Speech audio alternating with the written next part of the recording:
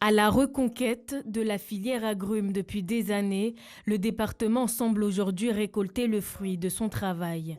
Au centre agronomique de Dimbéni, les premiers plants renaissent peu à peu, une relance de la production organisée autour de plusieurs variétés.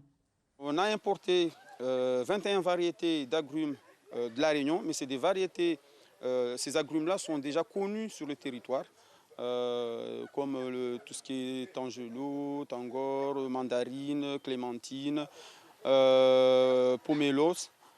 Cette année, 4000 plants sont réservés à un réseau de 20 producteurs locaux, une culture qui répond à une réglementation très stricte.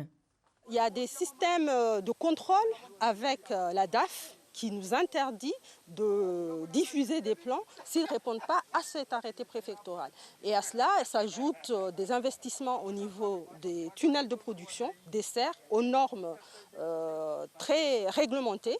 Le pari est risqué. Pour relever le défi, le département débloque un demi-million d'euros pour structurer la filière et promouvoir le Made in Mayotte.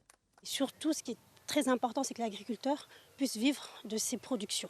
Ça, c'est vraiment l'objectif principal. C'est d'ailleurs pour ça qu'on fait justement cette opération, donc où on passe par des greffes, parce que là, ça produit beaucoup plus vite, et en termes de temps également. Donc on va accompagner les agriculteurs, ils ne seront pas du tout laissés comme ça, mais on va les accompagner là, avec des formations pour qu'ils puissent justement pérenniser donc leur activité.